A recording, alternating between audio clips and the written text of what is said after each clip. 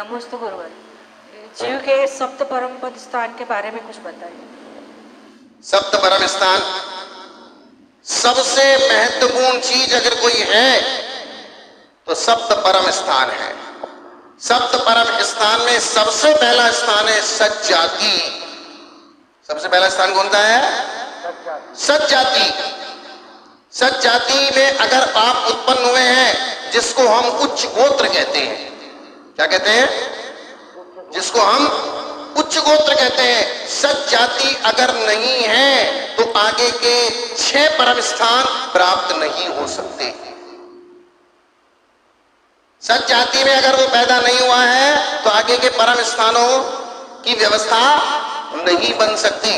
ज्यादा से ज्यादा वो अणुव्रतों को धारण कर सकता है, लेकिन दूसरा जो सदगृहस्थ होता है, सद अणुव्रतों को धारण करना अलग चीज होता है। अणुव्रत तो एक समुद्र में पड़ा हुआ मत्स्य भी धारण करता है, त्रियंच प्राणी भी धारण करता है, लेकिन वो नीच गोत्री होता है, और व्रत धारण करने के पश्चात उच्च गोत्री कहलाता है। लेकिन सज्जाति एक ऐसी चीज है, आपकी कुल परंपरा से, जिसके कुल में, जिसकी माता ने, जिसके पिता ने किसी भी प्रकार का कोई दोष अपराध ना किया हो, जिसके यहाँ विधवा विवाह ना हुआ हो, जिसके यहाँ विजाति विवाह ना हुआ हो, जिसकी माता की परंपरा और पिता की परंपरा शुद्ध परंपरा हो, उस कुल में पैदा होना ये सज्जाति कहलाता है। और अगर आप उस कुल में पैदा नहीं हुए तो आप उच्च गोत्री नहीं कहलाएंगे। शास्त्र में उच्च गोत्र की व्याख्या की गई है कि भाई उच्च गोत्र से आपको क्या मिलता है? वैभव? बोले नहीं। ज्ञान? बोले नहीं। कीर्ति? बोले नहीं। तो बोले उच्च गोत्र का काम क्या है? बोले उच्च गोत्र का कार्य है कि आपको छठे गुण स्थान का स्पर्श कराना। इसका स्पर्श कराना? छठे गुण स्थान का स्पर्श वो ही कर सकता है जो उच्च गोत्र में पैदा हो, जिसकी सज्जाति हो। अगर वो नीच गोत्री है और उसके माता पिता के कुल में कहीं भी दोष लगा है, अगर वो दीक्षा भी ले लेगा तो वो छठे गुण स्थान को स्पर्श नहीं कर सकता।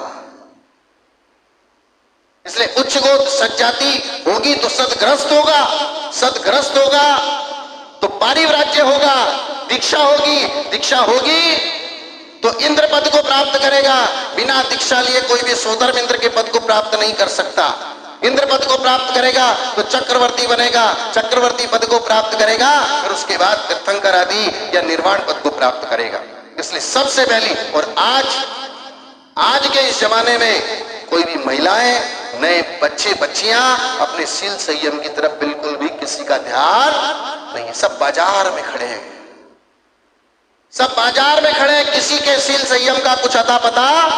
पहले पुराने जमाने में बड़े बुजुर्ग लोग अपने घर की लड़कियों को, बहुओं को घर के दरवाजे से भी झांकने नहीं देते थे। लोग समझते थे कि वो बहुत छोटे विचार वाले थे। नहीं, क्योंकि उसके पेट से जो हमारी कुल परंपरा की संतान पैदा होने वाली है, अगर उसके मन में विकार आ गया तो संतान परंपरा खराब हो जाएगी और वो संतान फिर दीक्षा के योग्य नहीं रहेगी।